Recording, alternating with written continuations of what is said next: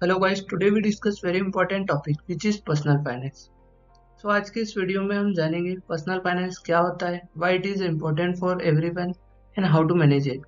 So personal finance is something we all hear about, but कभी इसके बारे में सीरियसली सोचते नहीं है।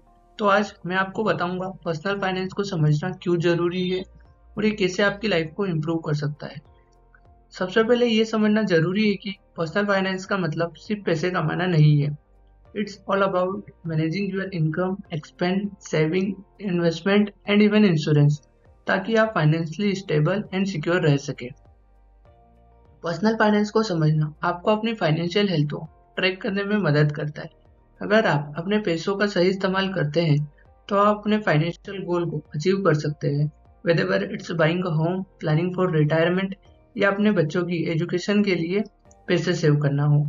अब आपको लग रहा होगा ये बहुत कॉम्प्लेक्स है, बट एक्चुअली ये सिंपल है। अगर आप अपना बजट सेट करते हैं, अपने एक्सपेंस को रेगुलरली ट्रैक करते हैं और सेविंग एंड इन्वेस्टमेंट पर फोकस करते हैं तो आप इजीली अपने फाइनेंशियल गोल को अचीव कर सकते हैं।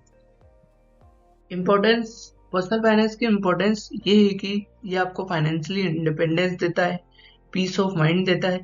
अगर आप अपने पैसों का सही इस्तेमाल करते हैं तो आप डेब्ट से बच सकते हैं, इमरजेंसी सिचुएशन के लिए प्रिपेयर रह सकते हैं और अपने ड्रीम्स को परस्यू कर सकते हैं बिना किसी फाइनेंशियल स्ट्रेस के। इसलिए आज मैं आपको कुछ इजी स्टेप बताने वाला हूं जो आपको अपनी फाइनेंशियल जर्नी में मदद करेगी।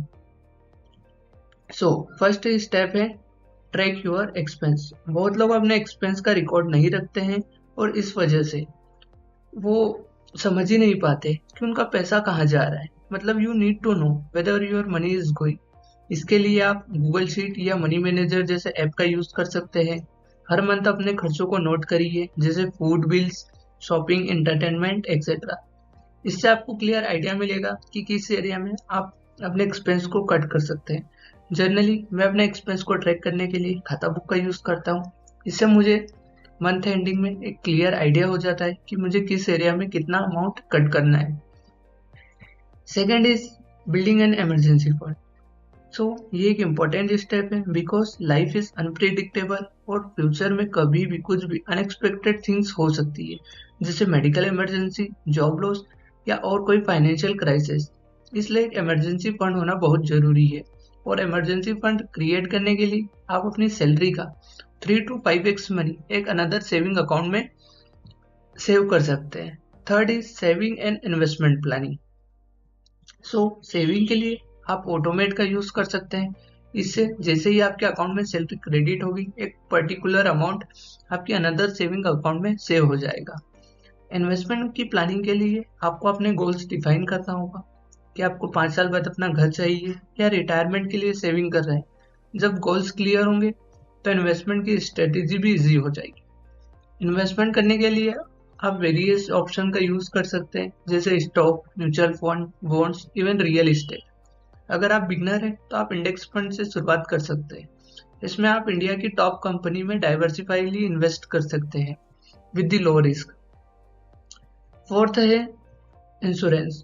Don't forget to get a good insurance because ये एक इम्पोर्टेंट पॉइंट है। यह आपको और आपकी फैमिली को फाइनेंशियल प्रोटेक्शन प्रोवाइड करता है, जैसे हेल्थ इंश्योरेंस और life insurance. Even term insurance आपको लॉन्ग टर्म सिक्योरिटी भी दे सकता है। Fifth is manage your depth. Depth manage करना क्यों जरूरी है? अगर आपके पास डेप्थ है और आप उसे प्रॉपरली मैनेज नहीं कर रहे तो आपको फ्यूचर में फाइनेंशियल गोल को अचीव करने में प्रॉब्लम हो सकती है। डेप्थ के साथ साथ ये आपकी सेविंग पर भी इम्पेक्ट करता है और आप हमेशा रिपेमेंट के फेज में फंस जाते हैं और ये साइकिल हमेशा चलते रहती है। अगर आप अपने डेप्थ को कंट्रोल में रखते हैं तो आप बेटर फाइनेंशियल डिसीजन ले पाएंगे। पर्सनल फाइनेंस सिर्फ पैसे बचाने का नाम नहीं है, बल्कि आपके लाइफ को ऑर्गेनाइज और सिक्योर करने का एक प्रोसेस है। आज ही अपनी फाइनेंशियल जर्नी शुरू करिए, अपने गोल सेट करिए, बजट बनाइए, सेव और इन्वेस्टमेंट करिए और इंश्योरेंस को अपने प्लान का पार्ट बनाइए। Thank you guys.